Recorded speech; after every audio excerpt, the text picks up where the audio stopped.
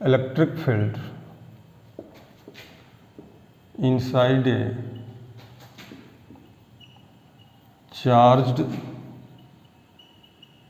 conductor।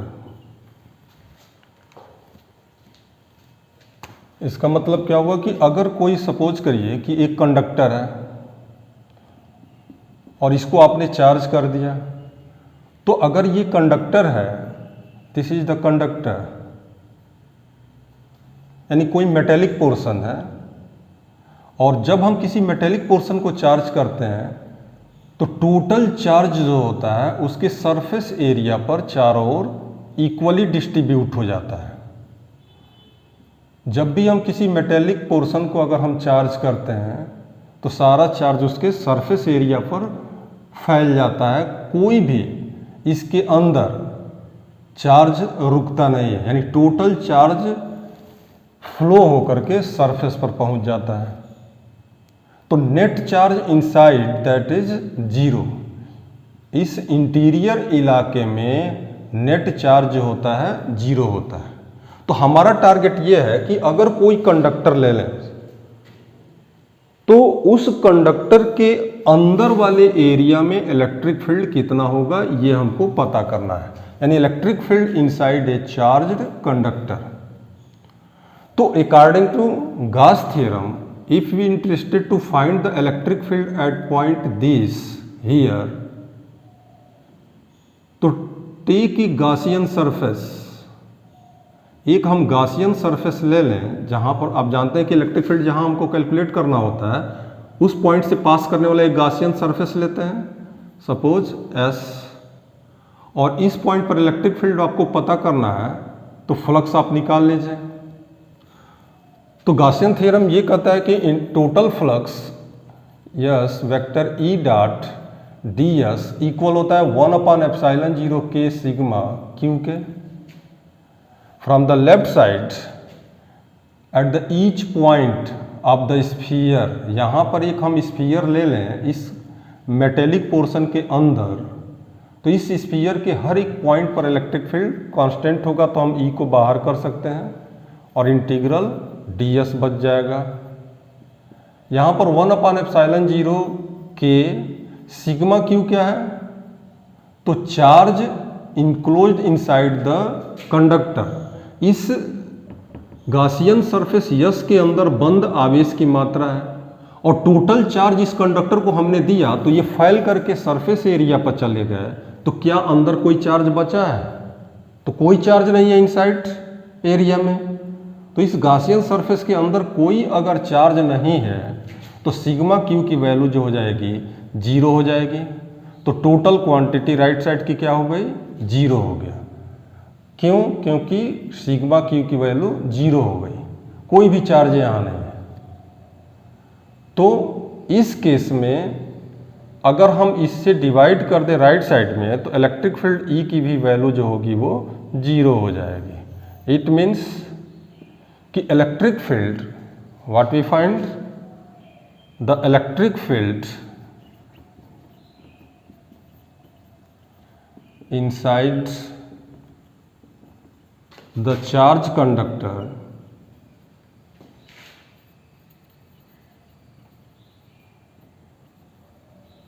always remains zero।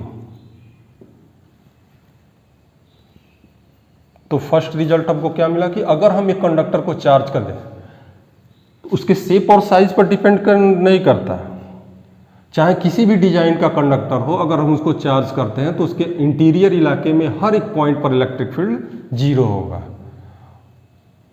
और electric line of force जो होती हैं, इलेक्ट्रिक लाइन ऑफ फोर्स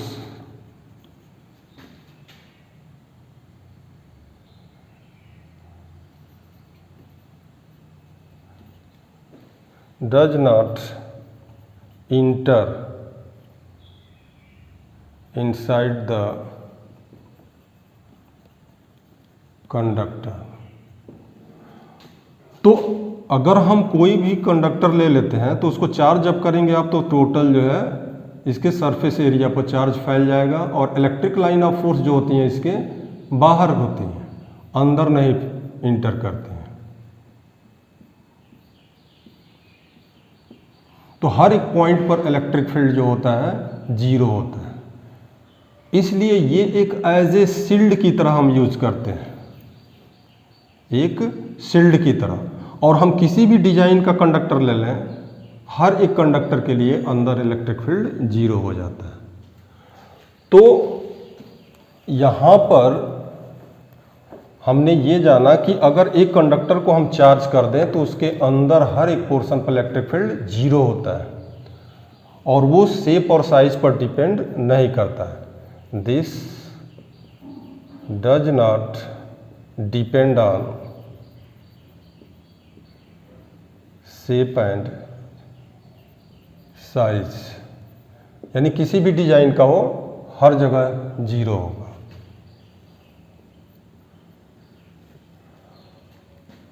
तो इस तरीके से एक कंडक्टर अगर आप लेते हैं तो इलेक्ट्रिक लाइन ऑफ फोर्स की क्या कंडीशन होती है। अब हम जाने कि इलेक्ट्रिक लाइन ऑफ फोर्स क्या होती है। तो अगर कंडक्टर के हर एक पॉइंट पर इलेक्ट्रिक फील्ड नॉर्मल डायरेक्शन में होता है, अगर यहाँ देखें तो इस कोर पर इधर की ओर होगा इलेक्ट्रिक फील्ड, हर एक पॉइंट पर। इस पॉइंट पर देखें तो यहाँ पर एक टेंजेंट ड्रा करें तो इसके परपेंडिकुलर डायरेक्शन में इधर की ओर इलेक्ट्रिक फील्ड होगा।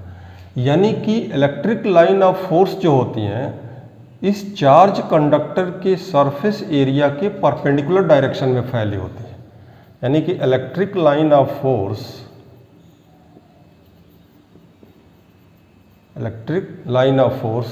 Always perpendicular to the surface of charged conductor,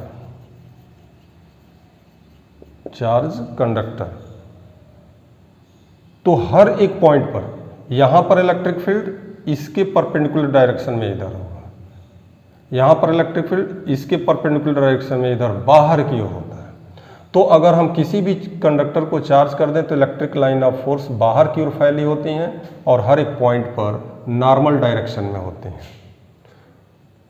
तो इस तरीके से एक अगर कंडक्टर है इसको चार्ज कर दिया जाए तो उसके अंदर कितना इलेक्ट्रिक फील्ड होता है ये हमने जाना। और इसके जस्ट बाहर इलेक्ट्रिक फील्ड आपने देखा इसके जस्ट पहले वाले आर्टिकल में कि इलेक्ट्रिक फील्ड की वैल्यू सिग्मा अपॉन 2 एप्सिलॉन 0 के इक्वल होता है।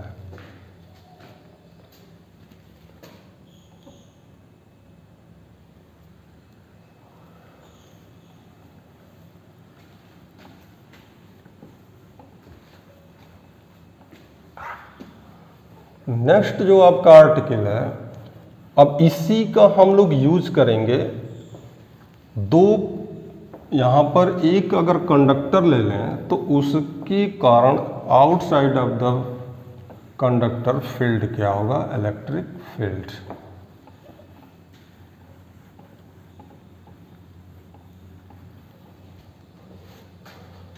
तो नेक्स्ट हमारा आर्टिकल है इलेक्ट्रिक फील्ड्स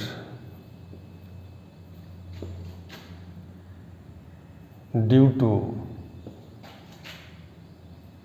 चार्ज्ड प्लेन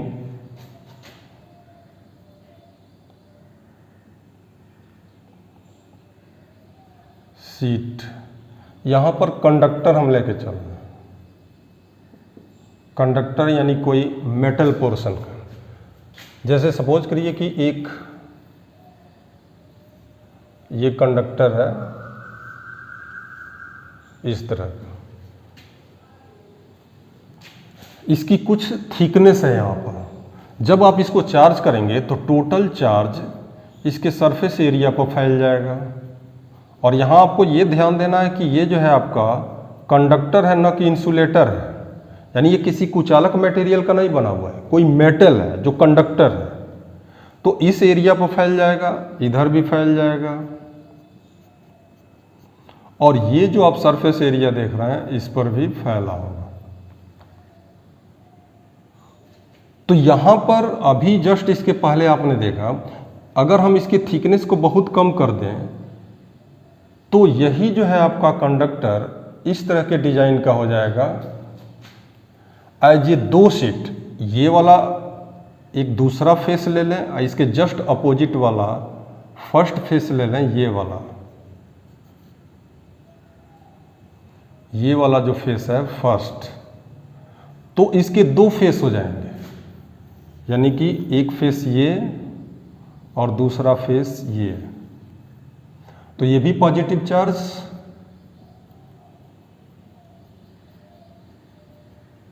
और ये भी पॉजिटिव चार्ज।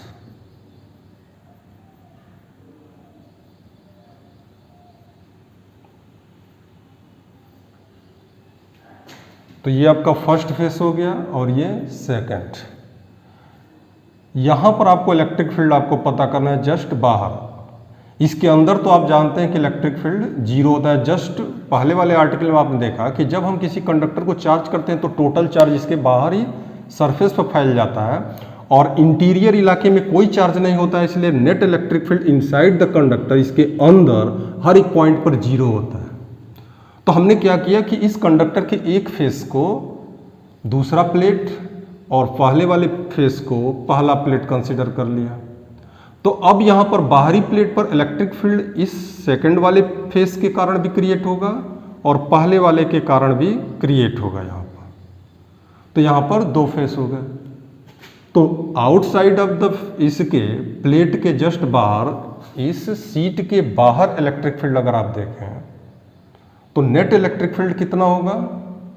तो अभी आपने पढ़ा, यहाँ पर अगर हम देखें तो इसके कारण, फर्स्ट के कारण इलेक्ट्रिक फील्ड इस डायरेक्शन में E1 होगा और E2 भी पॉजिटिव है तो इसके कारण भी इलेक्ट्रिक फील्ड इसी डायरेक्शन में होगा। तो दोनों इलेक्ट्रिक फील्ड एक ही डायरेक्शन में है, तो नेट इलेक्ट्रिक फील्ड जो होगा E1 प्लस E2 के इक्वल हो जाएगा। तो अगर एक कंडक्टर को अगर हम चार्ज कर देते हैं तो उसके जस्ट बाहर, outside of the conductor, net electric field E, what about E1 plus E2। और एक सीट के लिए अगर सरफेस चार्ज डेंसिटी सिग्मा हो तो इसके कारण सिग्मा अपॉन 2 एप्सिलॉन 0 के होगा फर्स्ट प्लेट के कारण, और सेकंड प्लेट के कारण भी इलेक्ट्रिक फील्ड इतना ही होगा, तो सिग्मा अपॉन 2 एप्सिलॉन 0 के इक्वल होगा। तो दोनों ऐड करेंगे तो sigma upon sigma upon epsilon 0 के इक्वल हो जाएगा। तो outside of the E out वाला, यानी आउट में इलेक्ट्रिक फील्ड जीरो नहीं होगा, लेकिन इंटीरियर इलाके में, इनसाइड द कंडक्टर के अंदर इंटीरियर इलाके में इलेक्ट्रिक फील्ड जो होगा वो जीरो हो जाएगा। तो एक कंडक्टर को अगर आप चार्ज करते हैं सीट को, तो इसकी मोटाई होने के वजह से अंदर इलेक्ट्रिक फील्ड जीरो होगा लेकिन बाहर जीरो नहीं होगा, वो सिग्मा अपॉन एप्सिलॉन 0 के इक्वल होगा और एज ए ये दो प्लेट की तरह बिहेव करेगा। और इलेक्ट्रिक लाइन ऑफ फोर्स का क्या कंडीशन होता है। तो इलेक्ट्रिक लाइन ऑफ फोर्स जो होती है हमेशा भी हमने बताया कि सरफेस के नॉर्मल होती हैं। सपोज करिए कि ये एक प्लेट है और ये अगर पॉजिटिव चार्ज है तो पॉजिटिव चार्ज के कारण इलेक्ट्रिक लाइन ऑफ फोर्स जो होती हैं वह प्लेट से दूर की ओर होती हैं, इस तरह से फैली होती हैं ऐसे। और अगर निगेटिव चार्ज है, निगेटिव चार्ज, तो electric line of force towards the negative होती हैं, यानी उसी ओर होंगी।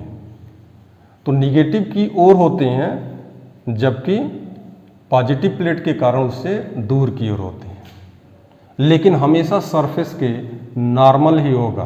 कभी भी ऐसा नहीं होगा कि इलेक्ट्रिक लाइन ऑफ फोर्स ऐसे तिरछा हो जाए, दिस इज रॉन्ग। हमेशा परपेंडिकुलर होगा इस सरफेस एरिया के। इस तरीके से हम यूनिफॉर्म इलेक्ट्रिक फील्ड, यानी दो प्लेटों को अगर हम ऐसे इस पोजीशन में अगर हम रख देते हैं और एक को पॉजिटिव और एक को नेगेटिव चार्ज दे दें, तो बीच वाले एरिया में इलेक्ट्रिक फील्ड एक यूनिफॉर्म इलेक्ट्रिक फील्ड क्रिएट हो जाता है। तो ये एक यूनिफॉर्म इलेक्ट्रिक फील्ड क्रिएट करने का सबसे बेहतरीन होता है जो कि आप इलेक्ट्रिक फील्ड क्रिएट कर सकते हैं।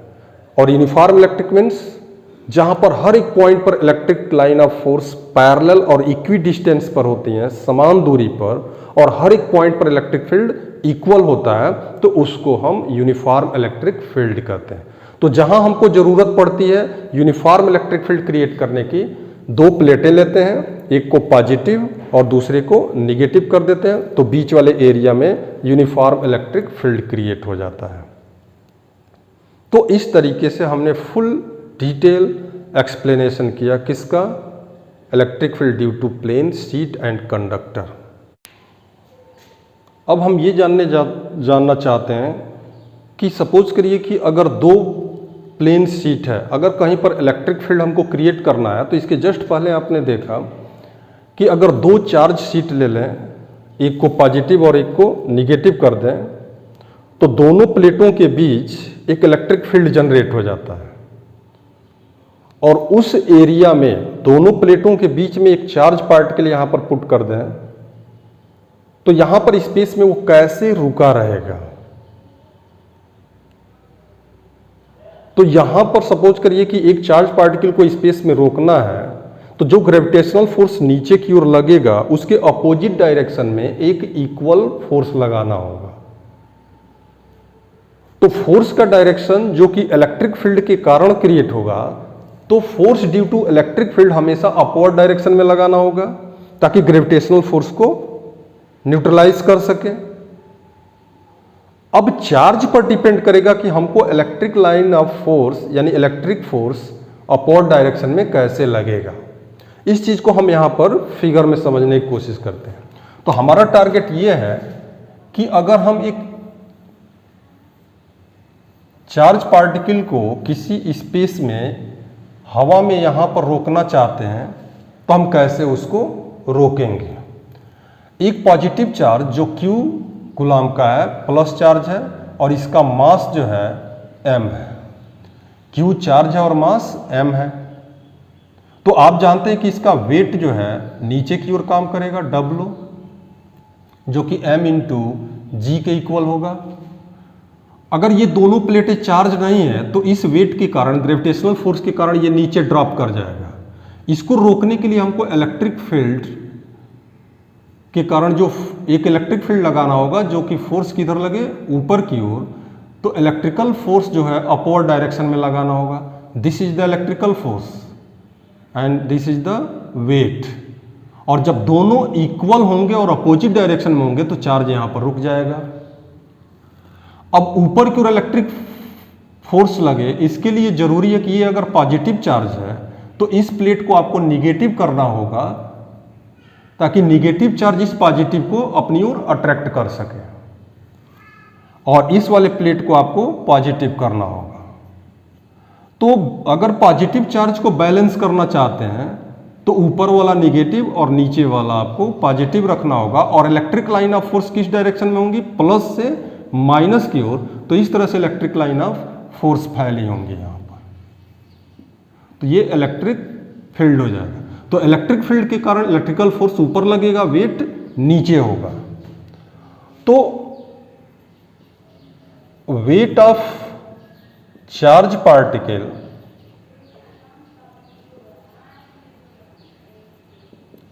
Should be equal to the electrical force.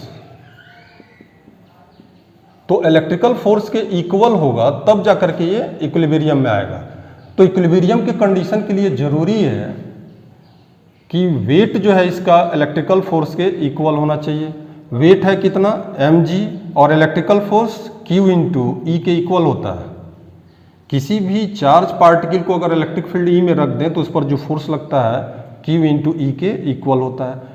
तो what is the mass of that charge particle, we can calculate the mass of charge particle from here.